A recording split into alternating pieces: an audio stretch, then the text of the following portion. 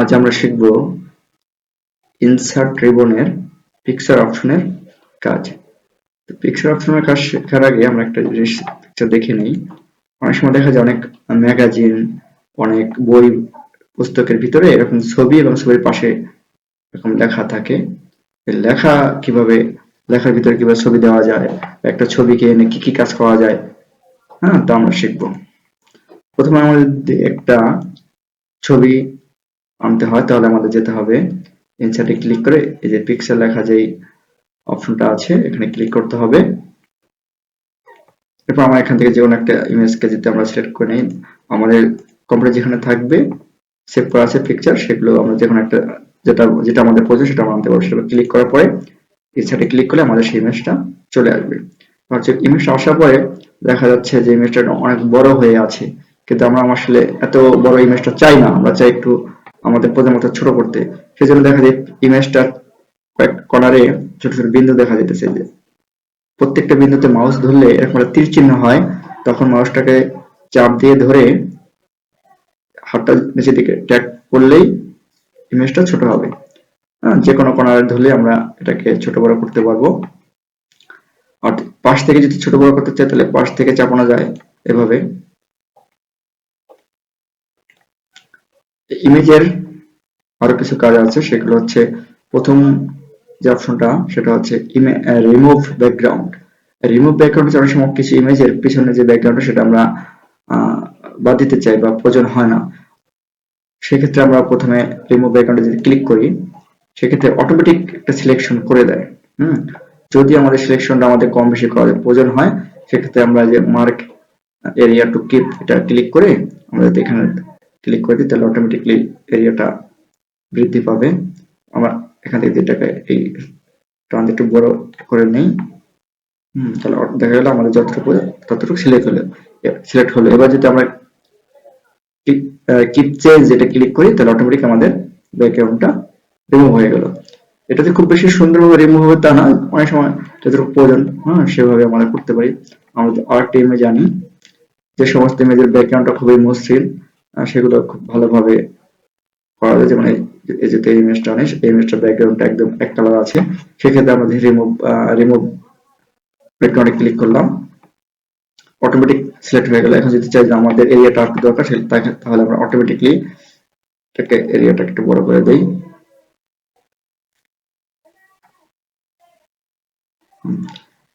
Automatic select হয়ে গেল। এখন যদি আমরা এই কিপ চেঞ্জে ক্লিক করি অটোমেটিক ইমেজের ব্যাকগ্রাউন্ড চলে গেল। আবার যদি আমরা এখন যদি ইমেজে ক্লিক করলেই শুধুমাত্র ইমেজ অপশনগুলো অ্যাক্টিভ ভাবে কাজ করবে। আর ইমেজ আর রিলেটেড অপশনগুলো পাওয়ার জন্য আমরা এই ফরম্যাটে ক্লিক করব। সাধারণত ইমেজের সিলেকশন বারে যদি আমরা ক্লিক করি তাহলে এই ফরম্যাট লেখাটা থাকবে না। যখন আমরা ইমেজে ক্লিক করব তখনই শুধু ফরম্যাট লেখাটা চলে আসবে।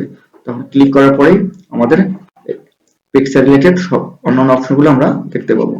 এরপর আছে কারেকশন। এটা হচ্ছে আমাদের ইমেজটা অনেক সময় উজ্জ্বলতা বাড়ানো দরকার হয়, কমানো দরকার হয়, সেটা হওয়ার জন্য এখানে ক্লিক করলে আমাদের দেখা যাচ্ছে ইমেজের কিছু পার্সেন্টেজ দেওয়া আছে, 50%, 25%, বিভিন্ন যেমন আমাদের দরকার আমরা তেমন করতে পারবো। যেমন একটু লাইট দরকার হলে লাইট ব্রাইট এরকম ভাবে করতে পারবো। যে আমার কাজের ডকুমেন্ট অনুযায়ী আমি সেটা সিলেক্ট করে নেব। এরপর হয় অনেক সময় দেখা যায় একটা ইমেজকে আমাদের, এটা তো সম্পূর্ণ কালারফুল আছে, দেখা যায় এক কালারের ভিতরে করা দরকার, সেক্ষেত্রে লেখা আছে কালার, সেক্ষেত্রে আমাদের কালারে যেতে হবে। কালারে ক্লিক করার পরে আমরা যদি এখান থেকে এটা ক্লিক করি তাহলে আমাদের ইমেজটা ঠিক রকম কালার হয়ে গেল। আবার এখান থেকে আমাদের যেটা প্রয়োজন আমি সেটা ইমেজটাকে আমাদের প্রয়োজন মতো করতে পারবো। অনেক সময় একটা ইমেজকে একটু জল ছাপার মতো করা দরকার, আবছা করা দরকার, সেক্ষেত্রে আমরা ইমেজটাকে সিলেক্ট করে কালারে ক্লিক করব। এখান থেকে ওয়াশ আউট, এই ওয়াশ আউট অপশনে যদি ক্লিক করি অটোমেটিক আমার ছবিটা একদম জল ছাপার মতো আবছা হয়ে গেল। আবার যদি আমরা ইমেজে যাই, অনেক ধরনের শেপ দেওয়া আছে, রিকালার করার অপশন দেওয়া আছে, black and white, bright, grey scale. এটা একটা একটা করে আমরা মাউস ধরলেই সেটা শো করবে। আমাদের যেটা আমাদের সঠিক মনে হবে, যে আমাদের যেটা দেওয়া উচিত মনে হয় সেটা আমরা সিলেক্ট করে দিলে আমাদের এটা হয়ে যাবে। অনেক সময় অনেক ইমেজ এরকম কালার করা দরকার হয় কাজের প্রয়োজনে। আচ্ছা, আমরা আন্ডু দিয়ে একটু পিছনে ফিরে আসি।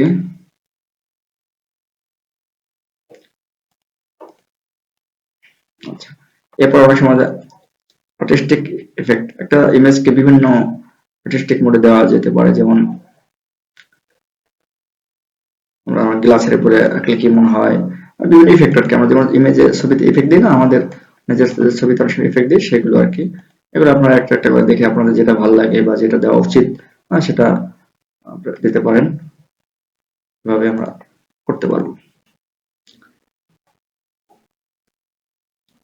এরপর অনেক সময় দেখা যায় একটা ইমেজকে আমাদের যদি ফ্রেমে করা দরকার হয়, ফ্রেমে দিতে চাই, সেই ক্ষেত্রে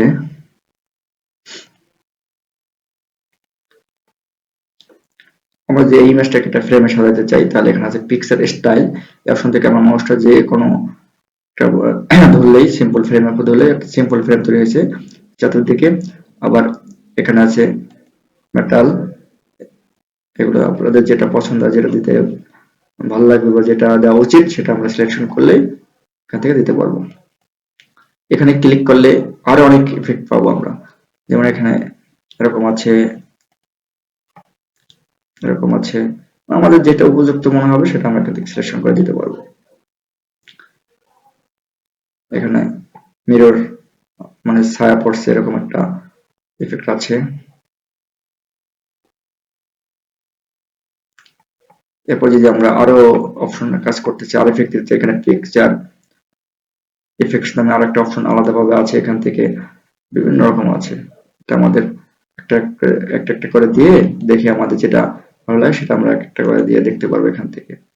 আবার যদি যেটা কোনো কোনো পিকচারের ইফেক্ট দিতে বা দিতে চাই, তাহলে নো নো সিলেক্ট করলে বা প্রিসেট সিলেক্ট করলে এটা নরমাল হয়ে যাবে। আর যদি এখান থেকে যদি আমরা আবার এখানে ক্লিক করি, আবার নরমাল বর্ডার চলে আসবে। পিকচার বর্ডার, এই পিকচার বর্ডারটা যদি আমরা ব্ল্যাক একটা বর্ডার ধরেছি, আমরা যদি আমাদের প্রয়োজন হয় যে আমরা অন্য কালারের একটা বর্ডার দিতে চাই, সেক্ষেত্রে পিকচার বর্ডার অপশনটা ক্লিক করলে এখান থেকে আমরা যেটা চুজ করব, আমাদের বর্ডারটা সেই কালার হয়ে যাবে। আমরা যদি কোনো বর্ডার না দিতে চাই, তাহলে আমাদের নো আউটলাইন এটা সিলেক্ট করতে হবে, তাহলে অটোমেটিক চলে যাবে। আবার যদি আমাদের এখান থেকে বিভিন্ন ধরনের একটু মোটা হবে বা একটু ওয়েট বেশি হবে সেই রকম দিতে চাই, সিলেকশন করলে আমাদের ফ্রেমটা ওইভাবে চলে আসবে। আমরা যদি আরো আলাদা কিছু দিতে চাই, তাহলে ড্যাশেস আছে, এখানে বিভিন্ন রকম চুজ করতে পারি। এবার আমরা আমাদের অপশন গুলাকে দেখে দেখে আমাদের যেটা প্রয়োজন সেটা আমরা ইউজ করতে পারবো।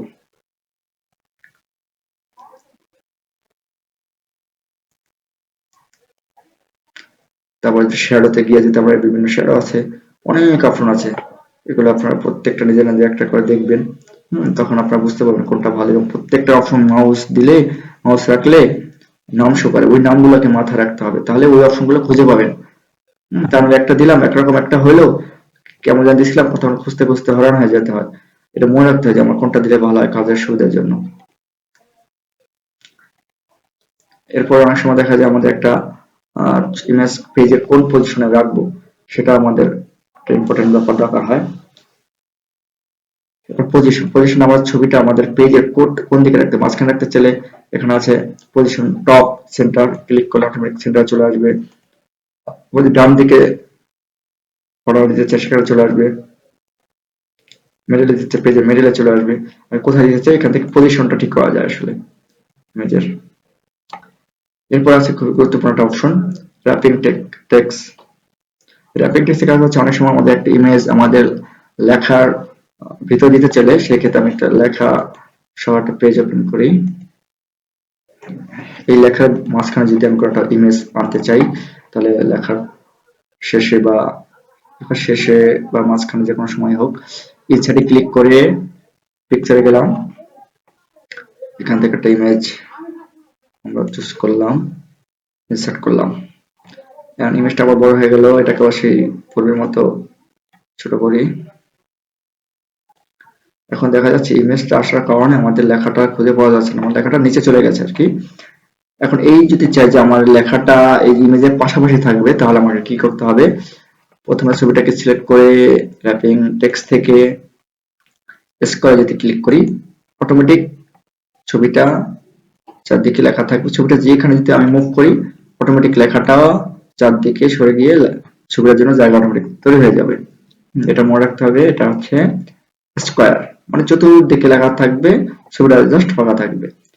এরপর যদি আমরা চাই যে না, এই ছবিটা লেখার একদম উপরে থাকবে, হ্যাঁ, সেই ক্ষেত্রে আমাদের ইন ফন্ট টেক্সট যদি ক্লিক করি, তো অটোমেটিক ছবিটা উপরে চলে আসলো। তখন কি হলো? লেখাগুলো আর সরলো না, লেখাগুলো ঢেকে গেল। এইটাকে আবার অনেক সময় এরকম দরকার হতে পারে যে ছবিটা থাকবে লেখার নিচে, লেখা থাকবে ছবির উপরে। সেই ক্ষেত্রে র্যাপিং টেক্সটে গিয়ে বিহাইন্ড টেক্সট এটা যদি ক্লিক করি, অটোমেটিকলি আমাদের ছবিটা লেখার নিচে চলে গেল। এখন যদি আমি এই ছবিটাকে যদি জল ছাপার মতো একটু দিতে চাই, তাহলে কি করতে হবে? তাহলে আমাকে ছবিটাকে সিলেকশন করতে হবে। অনেক সময় ছবিটা এরকম বিহাইন্ড টেক্সট করার পর ছবিটা ধরা মানে সিলেকশন হয় না, সেক্ষেত্রে আমাদের কি করতে হয়? এই যে ডান পাশে একটা সিলেক্ট অপশন আছে, এখানে ক্লিক করে সিলেক্ট অবজেক্টস এটা ক্লিক করে, তখন আমরা যদি এটা ক্লিক করি, অটোমেটিক আমাদের সিলেকশন হয়ে যায়।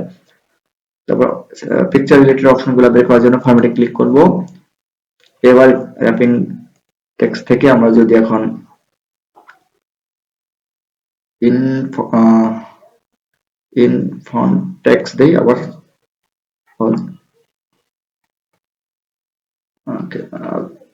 আচ্ছা, আমরা যেটা এই ছবিটা আমরা যদি এখন জল ছাপার মতো করতে চাই, যে আমাদের ছবিটা পেজের নিচে থাকবে, পেজের সরি লেখার নিচে থাকবে এবং জল ছাপার মতো থাকবে, সেক্ষেত্রে আমরা কি করবো? প্রথম আমরা ছবিটাকে কালারে গিয়ে এই যে ওয়াশ আউট এই অপশনটা সিলেক্ট করে দেব। এরপর আমাদের র্যাপিং টেক্সট থেকে বিহাইন্ড টেক্সট করে দেব। এখন তাহলে কি হলো? আমাদের ইমেজটা একদম জল ছাপার মতো একটা লুক চলে আসছে। এখন যে কোনো স্থান দরকার হলে আমরা এটা দিতে পারবো, তখন আমাদের পেজের নিচে এটা জল ছাপার আকারে থাকলো। ছবিটা আবার যদি আগের মতো করতে চাই, তাহলে কালার থেকে একদম নো রিকালার এটা ক্লিক করলে অটোমেটিক চলে আসবে। আর ছবিটা যদি আমাদের পেজের উপরে নিতে চাই, ইন ফন্ট টেক্সট আর বাকি যে অপশনগুলো আছে, এগুলা রিলেটেড কিছু কাজ আছে, এগুলা একটা একটা করে দেখে নেওয়া যেতে পারে। টপে ক্লিক করলে যেখানে সিলেকশন উপরে লেখা নিচে লেখা থাকবে, চারদিকে ফাঁকা থাকবে।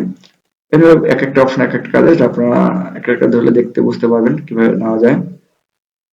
তো বেশি আমাদের ইউজ হচ্ছে ইন ফন্ট টেক্সট আর বিহাইন্ড টেক্সট আর স্কয়ার, এই তিনটা অপশন বেশি ব্যবহার করা। এই তিনটা আমাদের একটু মনে রাখতে হবে যে কখন আমার কোনটা প্রয়োজন। স্কয়ার হচ্ছে চতুর্দিকে লেখা থাকবে, ছবিটা যেখানে নেবো সেখানে লেখাগুলো সরে যাবে।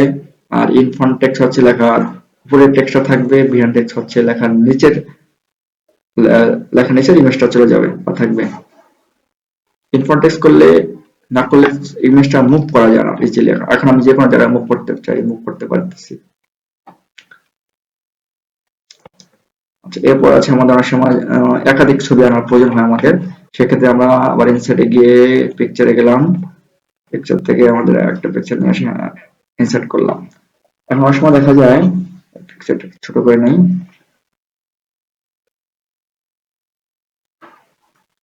অনেক সময় দেখা যায় এই পিকচারের দুইটা পিকচার একত্রে মেশানো দরকার, যেমন দুইটা পিকচার একসাথে থাকবে, মানে জোড়া থাকবে। সেক্ষেত্রে আমরা কিভাবে করব? প্রথমত পিক্সেল দুটোকে আলাদা আলাদা সেট করতে হবে। যেমন পিক্সেল ক্লিক করবে এবং কিবোর্ড থেকে শিফট চাপ দিয়ে ধরে রেখে পরবর্তী ইমেজটাও সিলেক্ট করব। ইনফন্ট টেক্সট করে নিতে হবে। দুটো ইমেজকে আগে দুটো ইমেজকে যদি আমরা এখন একসাথে জোড়া লাগাতে চাই বা একসাথে একত্রিত করতে চাই, তাহলে প্রত্যেকটা ইমেজকে আমাদের সিলেকশন করার জন্য কিবোর্ড থেকে শিফট চেপে আলাদা আলাদা সিলেক্ট করলে এই যে মার্ক হয়েছে, এটাও মার্ক হয়েছে, এটাও মার্ক হয়েছে। সাধারণত আমরা কি করি? একটা ক্লিক করলে অটোমেটিক এটা বাদে এটা হয়ে যায়, কিন্তু আমরা দুটোই একসাথে করতে চাইলে শিফট চাপ দিয়ে ধরে ক্লিক করবো, তাহলে এটা সোজা যায়। আর একটা ব্যাপার হচ্ছে, প্রত্যেকটা ইমেজ আনার আগে পরে অবশ্যই ইনফন্ট টেক্সট করে নিতে হবে, তা নাহলে একটা যদি ইনফন্ট টেক্সট করা থাকে আর যদি না করা থাকে, তো সেক্ষেত্রে দুটাকে সিলেকশন করা যাবে না। সেক্ষেত্রে আমরা সিলেক্ট করার পরে কি করব? রাইট বাটনে ক্লিক অথবা এই যে গ্রুপ লেখা আছে, গ্রুপ অথবা এখান থেকে গ্রুপ ক্লিক করে এই যে গ্রুপ লেখা আছে, গ্রুপ করলে অটোমেটিক এখন গেলে একটা ছবি মুভ করলেই দুটো ছবি মুভ হয়ে যেতেছে। আবার যদি এখান থেকে আনগ্রুপ করা হয় তাহলে আবার আলাদা হয়ে গেল। আমরা যদি আবার একটা ছবি আনি,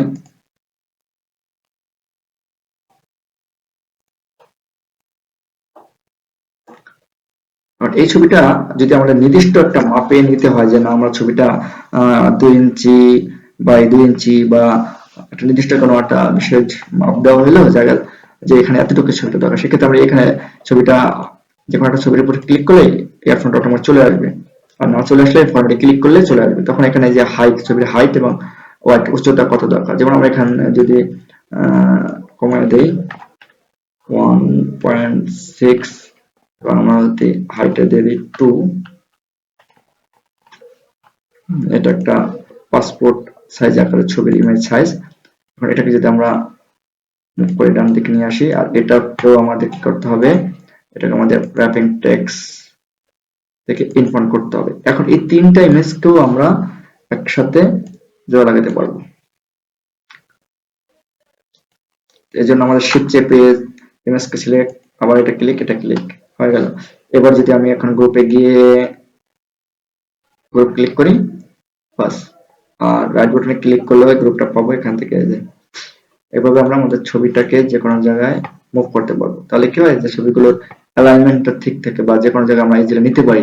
একটা একটা করে নিতে গেলে আমাদের প্রবলেম হয়। কারণ আমি যদি এখন এই ছবিটা নিচে দেখে নিতে চাই, এটা নিলাম, তারপর এটা নিলাম, হ্যাঁ, একটু সময় সাপেক্ষ ব্যাপার, বা অনেক সময় সমান্তরাল ভাবে করাও যায় না।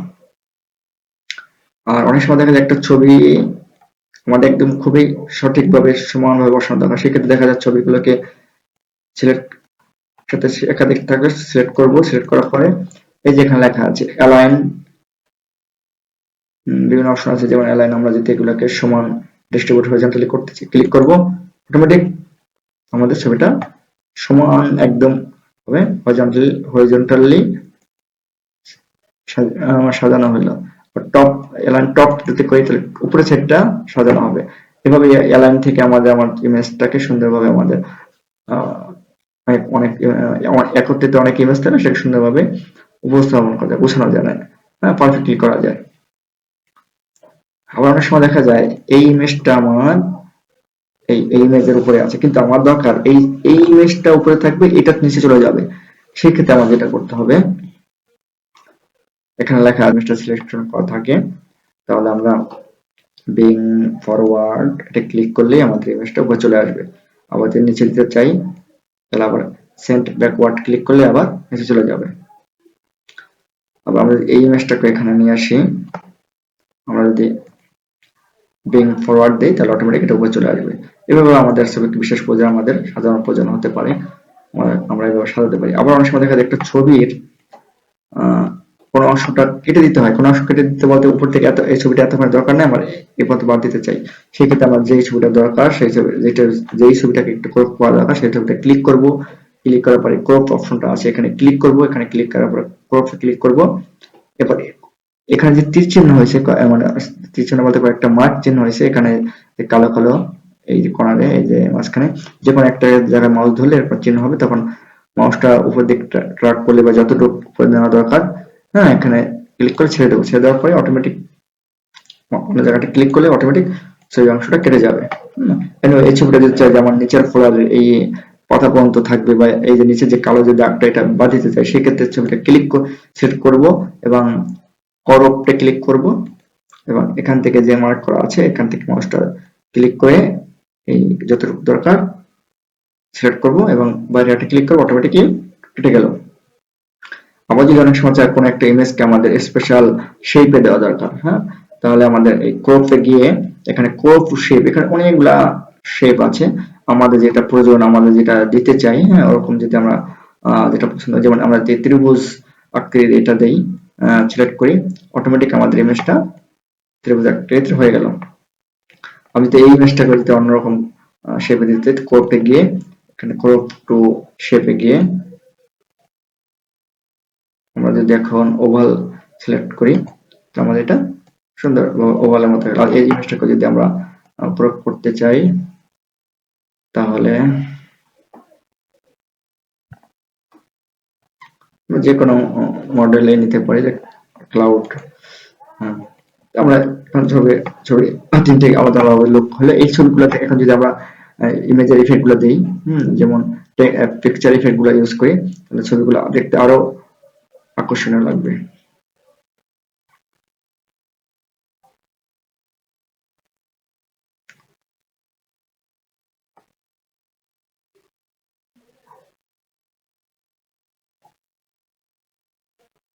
আমাদের ইমেজটা অনেক আকর্ষণীয় লাগে, অনেক দেখতে অনেক আলাদা মনে হয়, অনেক অনেক খুব ভালো লাগতেছে বা একটু স্পেশাল মনে হতেছে।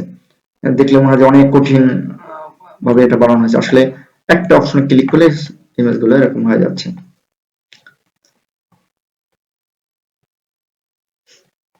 অনেক এবার আমরা ইমেজ গুলোকে নরমাল করতে চাই, আবার নরমাল হয়ে গেল।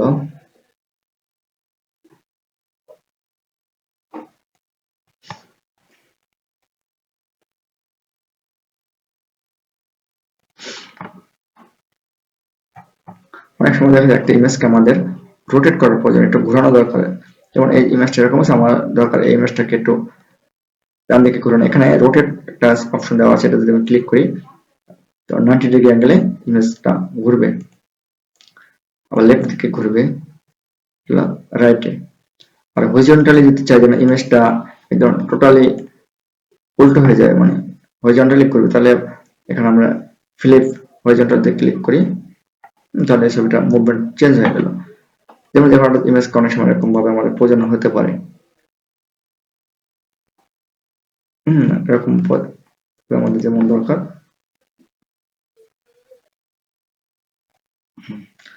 এবার অনেক সময় দেখা যায় আমাদের একটু এমন ভাবে দরকার যে একটু কোনাকুনি থাকবে, সেক্ষেত্রে আমরা এখান থেকে এই যেটা সবুজ একটা অপশন দেখতে পাচ্ছি, এখানে মাউসটা নিলে একটা মানে রোটেট সিম্বলটা আসবে, এখন মাউসটা চাপ দিয়ে ধরে হাতটা একটু মুখ করে ডানে বা যতটুকু, যেমন আমরা একটা আপসা দেখতে পাচ্ছি, এখন যদি মাউসটা ছেড়ে দিই আমাদের ইমেজটা ঠিক ওরকম রোটেট ওরকম ভাবে রোটেট হয়ে যাবে।